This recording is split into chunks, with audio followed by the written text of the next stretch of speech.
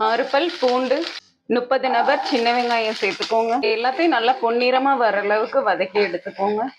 பாருங்க நல்லா வதங்கிடுச்சு. இப்போ இதை மிக்சி ஜார்ல சேர்த்துட்டு நல்லா நைஸா அரைச்சு எடுத்துக்கோங்க. இந்த சைஸ்ல 4 பெரிய வெங்காயத்தை மிக்சி ஜார்ல சேர்த்துட்டு லேசா கொரகொரப்பா அரைச்சு எடுத்துக்கோங்க. இந்த பதத்துல அரைச்சுக்கோங்க. வதக்குன சின்ன வெங்காயத்தையும் இந்த அளவுக்கு நைஸா அரைச்சு எடுத்துக்கோங்க.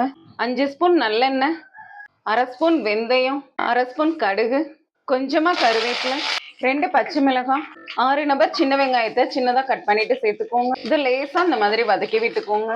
பெரிய வெங்காயம் அரைச்ச கலவையை சேர்த்துக்கலாம். அடுப்பை ஹைல வச்சுட்டு ஒரு 2 நிமிஷத்துக்கு இந்த மாதிரி வதக்கி விட்டுக்கோங்க. ஓரளவு நல்லா வதங்கிடுச்சு. இப்போ நம்ம சின்ன வெங்காயம் அரைச்ச கலவையை சேர்த்துடலாம். 1 ஸ்பூன் உப்பு சேர்த்துக்கோங்க. அடுப்பை மீடியம் ஃப்ளேம்ல வச்சுட்டு ஒரு 5 நிமிஷத்துக்கு நல்லா இந்த மாதிரி வதக்கி விட்டுக்கோங்க. நல்ல பழுத்த பழம் 2 பெரிய தக்காளியை இந்த மாதிரி மசிச்சுட்டு சேர்த்துக்கோங்க.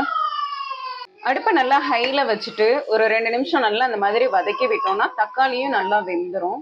10 ஸ்பூன் குழம்பு மசாலா சேர்த்துக்கோங்க. 2 ஸ்பூன் மிளகாய் தூள். மசாலாவோட பச்சை வாசனை போற அளவுக்கு நல்லா மிக்ஸ் பண்ணி விட்டுக்கோங்க. இந்த அளவு புளிய ஒரு 1/2 மணி நேரம் 1/2 லிட்டர் தண்ணியில ஊற வச்சு கரைச்சி எடுத்துக்கோங்க. நான் ஆல்ரெடி கரைச்சி வச்சிருக்கேன். இப்போ அந்த தண்ணியை சேர்த்துடலாம். நம்ம 8 பேர் தாராளமா சாப்பிட்ற அளவுக்கு தாங்க இந்த குழம்பு செய்யறோம். இது ரொம்ப நல்ல டேஸ்டா இருக்கும். இந்த கரண்டியில ஒரு கரண்டி அளவு போதுங்க ஒரு ஆள் சாப்பிட்றதுக்கு. நல்லா மிக்ஸ் பண்ணி விட்டுக்கோங்க. இது கூடவே ஒரு 1.5 டம்ளர் தண்ணி சேர்த்துக்கோங்க. குழம்புக்கு தேவையான அளவு உப்பு சேர்த்துக்கோங்க. அடுப்பை ஹைல வச்சுட்டு நல்லா கொதிக்கும் போது ஃபுல் சிம்ல வச்சிடலாங்க. குழம்பு நல்லா கொதிக்க ஆரம்பிச்சிருச்சு. அடுப்பை ஃபுல் சிம்ல ஒரு 10 நிமிஷத்துக்கு அப்படியே விட்டுறலாம். புளியோட பச்சை வாசனை எல்லாம் போகட்டும். அரைச்சு ஊத்துறதுக்கு நான் இந்த அளவுக்கு தேங்காய் எடுத்திருக்கேன். இப்போ இதை நைஸா அரைச்சு எடுத்துக்கலாம். குழம்பு நல்லா கொதிச்சு புளியோட பச்சை வாசனை எல்லாம் போயிடுச்சு. இப்போ தேங்காய் விழுத சேர்த்துடலாம். நல்லா மிக்ஸ் பண்ணி விட்டுக்கோங்க. இப்போ அடுப்பை நல்லா ஹைல வச்சுட்டு மீனை சேர்த்துடலாம். நீங்க எந்த மீன் வேணாலும் நீங்க சேர்த்துக்கலாம். இந்த குழம்புக்கு நீங்க எந்த மெத்தட்ல நீங்க எந்த மீன் வேணாலும் நீங்க குழம்பு வச்சுக்கலாம். குழம்பு நல்லா கொதிக்க ஆரம்பிச்சிருச்சு. அடுப்பை ஃபுல் சிம்ல வச்சுட்டு இப்ப மூடி வச்சிடலாம். ஒரு 5 நிமிஷத்துக்கு மூடி வச்சோம்னா மீன் நல்லா வெந்துடும்.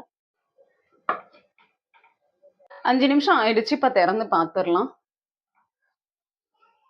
பாருங்க மீன் எல்லாமே நல்லா வெந்துருச்சு. நான் மீன் சேர்க்கும் போதே ஒரு 5 சொட்டு லெமன், 1/2 ஸ்பூன் மிளகாய் தூள், கொஞ்சமா தூளுப்பு கலந்து ஊற வச்சுட்டு தான் நான் சேர்த்துருக்கேன். நான் குழம்பு வைக்கிறதுக்கு முன்னாடியே இந்த மாதிரி நம்ம மிக்ஸ் பண்ணி வச்சுட்டு கடைசியா சேர்க்கும் போது சேர்த்துக்கலாம். ரொம்ப நல்லா இருக்கும். மீன்ல உப்பு, காரம், புளிப்பு எல்லாமே டக்குன்னு பிடிச்சிக்கிறோம். இதே மாதிரி நீங்களும் செஞ்சு சாப்பிடுங்க. பிடிச்சா கமெண்ட் பாக்ஸ்ல கமெண்ட் பண்ணுங்க.